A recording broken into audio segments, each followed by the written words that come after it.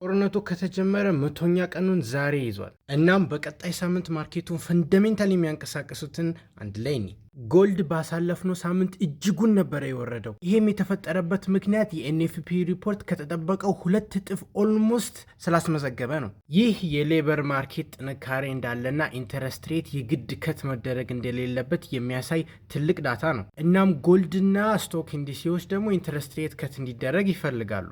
የኢንተረስት ሬት ከት እንዳይደረግ የሚያደርገው ዳታ ይሄ ስለሆነ እጅጉን ጎልድና ስቶክ ኢንዲሲዎች ባለፈው ሳምንት በጣም ነበር የወረዱት፣ ስፔሻሊ አርብ ከዚች ሪፖርት በኋላ። እናም ቀጣይ ሳምንት ሮብ ለታ እንደውም ድጋሚ የመውረድም ቻንስ አላቸው። ምክንያቱም ቀጣይ ሳምንት ሮብ ለታ የሲፒአይ ወይም የኢንፍሌሽን ሪፖርት እናገኛለን። የዚህ ሲፒአይ ሪፖርት ከተጠበቀው በላይ ካስመዘገበ ወይ ኢቭን እንደተጠበቀው ለራሱ ካስመዘገበ ኢንፍሌሽን እንዳለና ኢንተረስት ሬት ከት ሳይሆን ጭራሽ ሃይክ መደረግ እንዳለበት ሲግናል የሚያደርግ ዳታ ይሆናል። ይህ ሪስክ አሴቶች ሰቻስ ክሪፕቶ፣ ስቶክስ፣ ኢቨን ጎልድንም ኔጌቲቭሊ ኢንፍሉዌንስ ያደርጋል ይሄ ቁጥር ከታሰበው በላይ ከመጣ።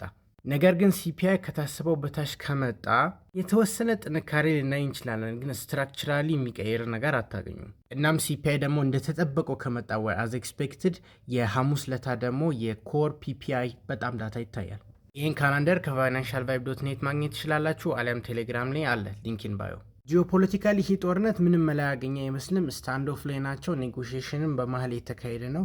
እርስ በርስ የተወሰነ ጥቃት አለ በአሜሪካንም በኢራን ሳይድ፣ ግን ኖት ስትራክቸራሊ ሽፍት የሚያደርግ ነገር እስካሁን አልተገነዘብኩም። እናም ይሄ ጦርነት የመቆየት ፕሮባቢሊቲ እጅጉን ከፍ ያለ ነው እና ኔጎሽሽኑ ስቶል አድርጎ ለኢቭን እስከ ዓመት ድረስ ለራሱ ሊፈጅ ይችላል።